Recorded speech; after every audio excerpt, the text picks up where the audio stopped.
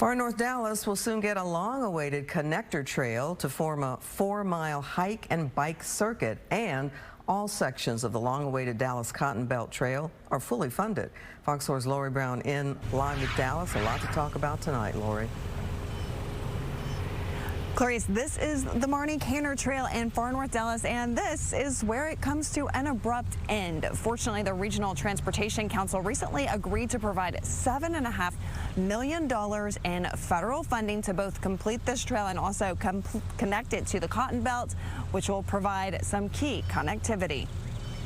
It gives us a lot more open space to walk and more miles to run. The summer heat did not stop many Far North Dallas residents from being out on the Marni Kaner Trail in the heat of the day. All the way to Arapahoe and then back. Soon those who bike, run, or walk will no longer have to turn around. What that means to me is that when you have the new trail and that it intersects, I will have a different path and a path that I can see different things and kind of switch it up. We got $7.5 million to extend the trail to the Cotton Belt. The Preston Ridge Trail runs north and south and connects to the Marni Kaner Trail, which runs east and west. The new funding will complete the Cotton Belt, which will connect the triangle. I ride the Preston Ridge Trail down to Beltline, but then it stops and you have to cross streets, and I really don't want to do that, so I have to ride it back north to where I started from. David Kleckner is one of the many excited to hear the news. How much more fun will this make riding your bike? Well, terrific, especially in the summer, winter, spring, and fall. Councilman Kara Mendelson says getting the funding has been a 5-year process. The Cotton Belt Trail, which aligns with the Silver Line Railroad, has been in discussions for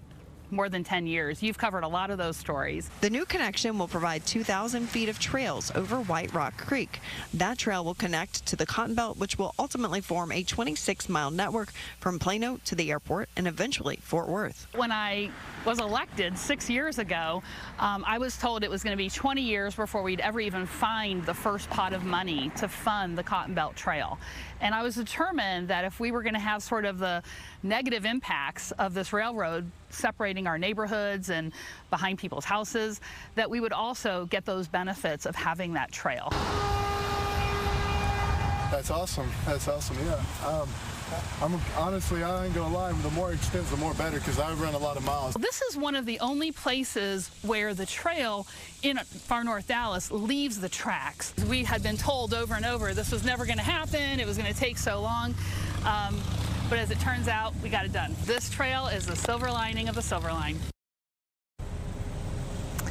Mendelson hopes that this portion of the trail, the connector, will soon be complete in 2027. And as for the Far North Dallas Cotton Belt Trail, some portions are already complete, others are in the design phase. And with this funding, soon all those portions should be in the design phase. Clarice. Great news for cyclists, walkers, and runners. Lori, thank you.